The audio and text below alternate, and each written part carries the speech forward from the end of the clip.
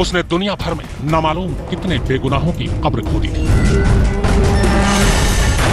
पर ऊपर वाले का खेल देखिए कि जब वो खुद मरा तो खुद के लिए 2 गज जमीन भी नहीं मिली। जमीन छोड़िए, जो ताबूत भी उसके हिस्से में आई वो भी जंजीरों से भरी।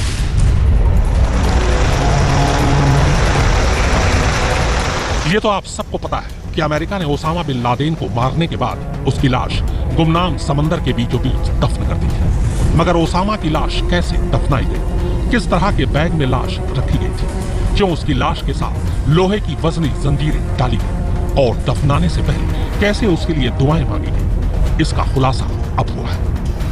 अमेरिका के पूर्व रक्षा मंत्री और अमेरिकी खुफिया एजेंसी CIA के पूर्व निदेशक लियोन पैनेटा ने अपनी किताब में पहली बार ओसामा बिन लादेन के आखिरी सफर का खुलासा किया है। अमेरिका पाकिस्तान में ओसामा की लाश नहीं छोड़ना चाहता था।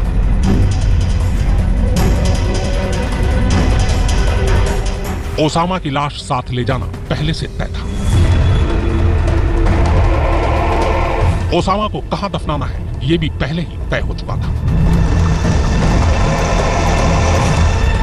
लाश साथ ले जाने के लिए पहले से थी सारी तैयारी।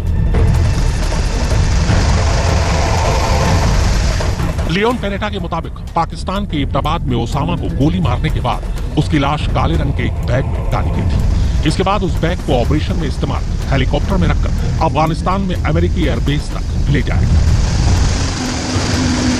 अमेरिकी एयरबेस से ओसामा की लाश को समंदर में इंतजार कर रहे विमान वाहक को USS कार्ल विंसन तक ले जाया गया।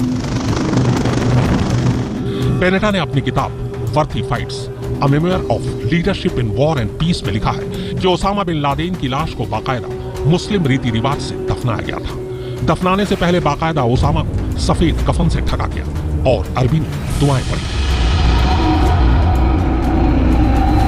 ओसामा के लिए आखिरी दुआ पढ़े जाने के बाद उसकी लाश काले रंग के एक भारी और बड़े बक्से में रखी गई।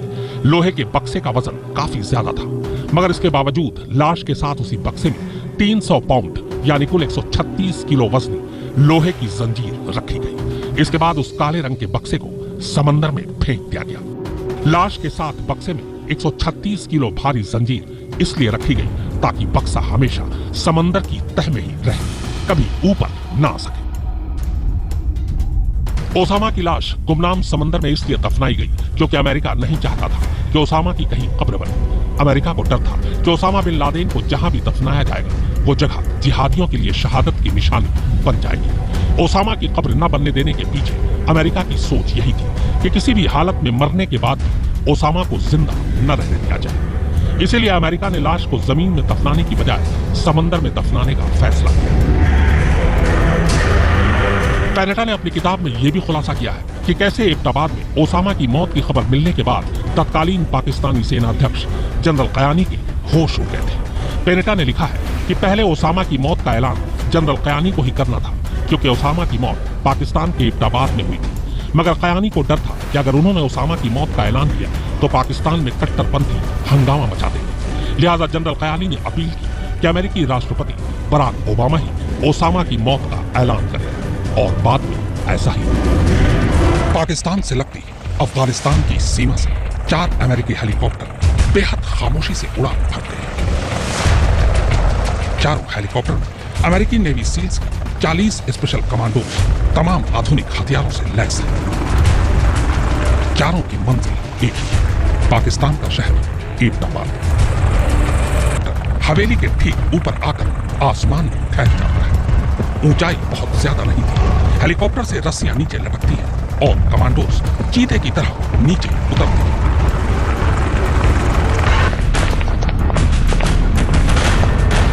कमांडो सबसे पहले ग्राउंड फ्लोर में घुसते हैं, पर पूरा फ्लोर छान मारने के बाद भी उन्हें कोई नहीं मिलता। इसी बीच सील कमांडो की दूसरी टीम पहली मंजिल पर ही दूसरे कमरे में धावा बोल चुकी है। इस कमरे में ओसामा का दूसरा कुरियर सो रहा था। कमांडो के कमरे में घुसते ही उसकी नींद तो खुल गई, लेकिन उसके हाथ पास रखे AK-47 तक पहुंचते उससे पहले ही सील कमांडो उसे मौत के घाट उतार देते। चौकन्ने सील्स कमांडोज जैसे ही दूसरी मंजिल पर पहुंचते हैं, एक नौजवान तेजी से उनकी तरफ झपटता है। ये कोई और नहीं ओसामा का 22 साल का बेटा खालिद है। उसके पास कोई हथियार नहीं था, पर जिस तरह से वो झपटा था, कमांडो तब तक उसे गोली मार चुके थे। ओसामा का बेटा सील्स कमांडो के हाथों मारा जाता है। इसके बाद सील्स कमांडोज दूसरी मंजिल के तमाम कमरों को खंगाल डालते हैं और कमरों में दुब के ओसामा के सभी रिश्तेदारों को बंधक बना लेते हैं। पहले ही तीसरी मंजिल की छत पर कब्जा कर चुकी थी, यानी उसने ऊपर से तीसरी मंजिल को घेर रखा था। अब दूसरी टीम दबे पांव सीढ़ी के रास्ते तीसरी मंजिल की तरफ बढ़ती है।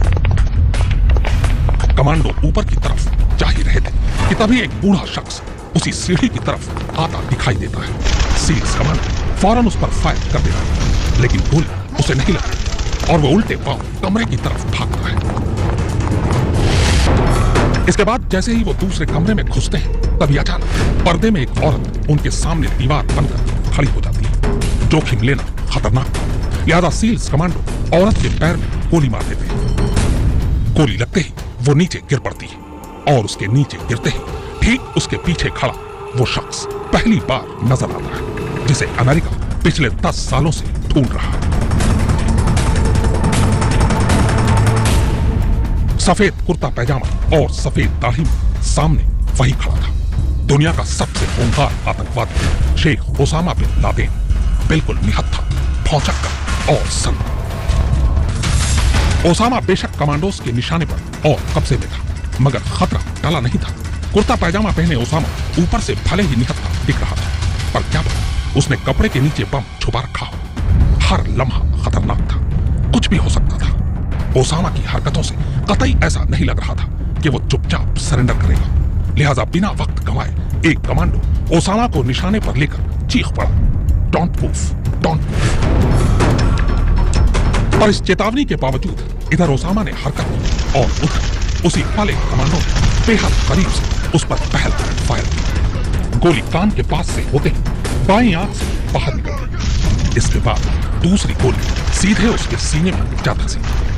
बस कुछ सेकंड के अंदर ही दुनिया का सबसे खूंखार आतंकवादी दम तोड़ चुका था। ओसामा मर चुका था।